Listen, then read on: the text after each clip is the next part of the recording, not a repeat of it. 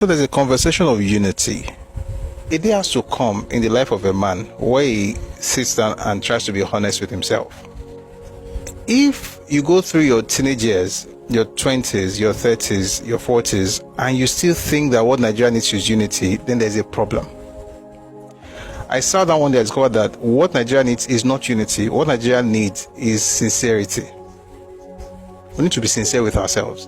This message of unity is not, and I'm not saying we should divide. I'm not saying we should not be united. I'm just saying that that's not the primary message that Nigeria needs. That's not, this unity thing is not the message. The first message is, number one, let's all be sincere about who we are.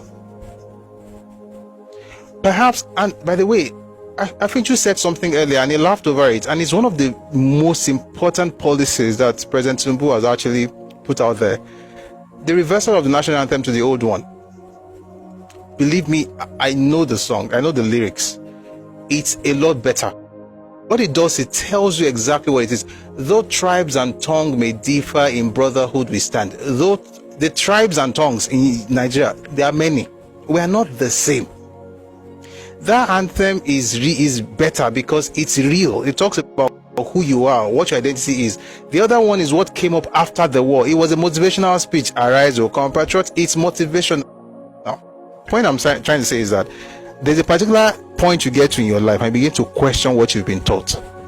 I question what I've been taught, and I discovered that what Nigeria needs right now is not unity.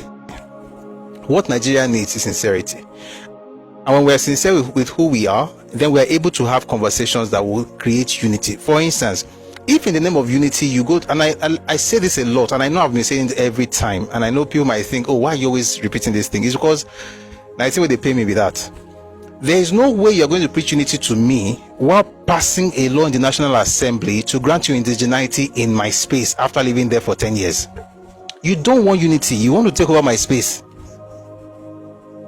You are preaching unity to me, but you want to become an indigene of my space after living with me for 10 years. Meanwhile, you know that I don't have anything to go and do in your space because your space doesn't have anything I need.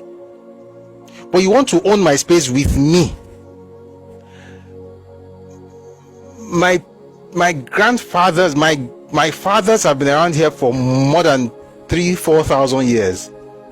You came 10 years ago, you are going to become an indigene. I'm not going to be united with people like that. Their purpose is diametrically opposed to mine. If they get their purpose fulfilled, that will be the termination of my dreams. I don't want to align with them. I don't want to unite with them. Don't preach unity to me on that particular point. Tell all of us, like everybody, own your space, develop your space, live everywhere. I've always said it, I want people to thrive in Yoruba land because it shows that our land is actually fertile.